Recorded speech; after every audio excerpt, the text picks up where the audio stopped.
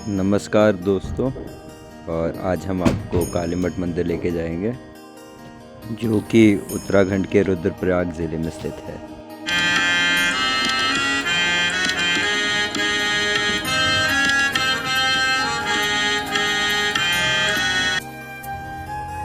कालीमठ मंदिर की कथा बहुत पुरानी है। इस वीडियो में जगदम्बा भट्ट, जो कि कालीमठ मंदिर में ही एक पंडित हैं, वो आपको पूरी कहानी विस्तार में सुनाएंगे। जय महाकाली।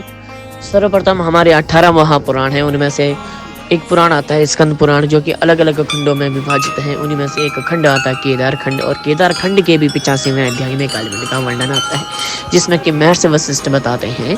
प्रथम जो श्लोक है जो कि महर्षि वशिष्ठ द्वारा बताया गया है, केदार मंडले दिव्य मंदाकिन्यः परितरे सरस्वती में काली तीर्थम इति स्मृतम। अर्थात जो केदारनाथ से मंदाकिनी नदी आ रही है, मंदाकिनी नदी के बाईं तट पर और सरस्वती नदी के किनारे पे काली तीर्थ बसा हुआ है।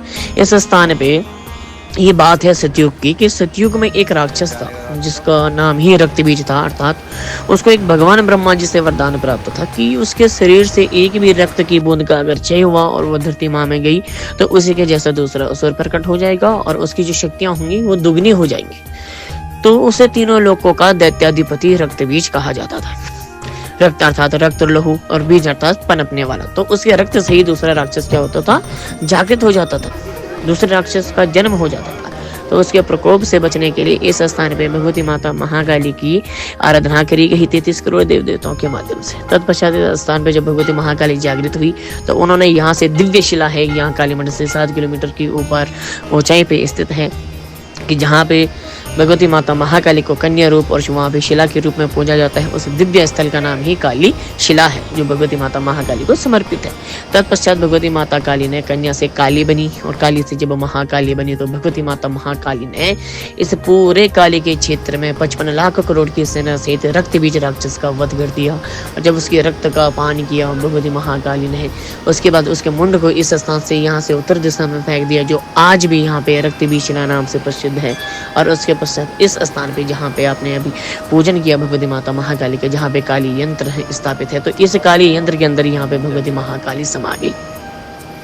तो इस काली यंत्र के अंदर आज भी एक बहुत बड़ा कुंड है, और उसमें 3 शिलाएं विराजमान हैं, जो कि तीनों शक्तियों को समर्पित हैं, भगवती माता महाकाली, माता महालक्ष्मी और माता महासरस्वती की। इस स्थान पे तीनों शक्तियां क्रोधित अवस्था में विराजमान हैं, क्योंकि जब यहाँ पे सब शक्तियों का एक साथ समन्वय हुआ, जब सारी शक्तियां एक मिल गई, तत्पश्चात भगवती माता महाकाली ने रक्तबीज राक्षस का वध कर दिया।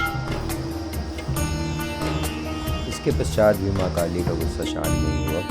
उसे शांत करने के लिए भगवान शिव उनके पैरों के नीचे आ गए, और जब माँ काली ने देखा कि वह भगवान शिव के ऊपर चढ़ गई हैं, तब ये देख के उन्हें लगा कि वो क्या कर रही हैं, और उसके बाद उनका गुस्सा थोड़ा शांत। इसके पश्चात अब जब शारदीय नवरात्र आते हैं, तो शारदीय नवरात्र में अष्टमी की रात्रि को यहाँ पे इस काली यंत्र को खोला जाता है, और इस यंत्र के अंदर जितना भी जल उपस्थित रहता है उस जल को बाहर निकालते हैं, और वो जल तब तक निकालते हैं जब तक हाथों में केश नहीं आते हैं भगवती माता महाकाली के। तत्पश्चात जब केश प्राप्त हो जाते हैं फिर रुक जाते हैं। उसके पश्चात भगवती महाकाली का जो गर्भस्थल है, वहाँ से भगवती महालक्ष्मी जी आती हैं, पूजन होते हैं, अर्चन होते हैं, अर्घ्य लगते हैं, मदिरा से अभिषेक होता है। तत्पश्चात यहाँ पे इस काली यंत्र को बंद कर दिया जाता है, और अगले दिन जब नवमी आती है तो नवमी की प्रातः काल को जो रक्तबीज शिला और लाल रक्त शिला मैंने आपको बताई, वो शिला बिल्कुल लाल हो जाती है। मातम है कि उस दिन भी इस स्थान पे भगवती महाकाली जितने दैत्य हैं, जितने राक्षसगण हैं, इनका वध करती है। उसी स्थान पे माता माँ सरस्वती जी के व्रत पुत्र महाकवि कालिदास जी जो हैं, उनको इसी स्थान पे सिद्धि प्राप्त हुई है। जो कालीमठ है ये तीसरा सबसे बड़ा सिद्ध पीठ है भगवती महाकाली का, और तीसरा सबसे बड़ा तांत्रिक पीठ है। जय महाकाली।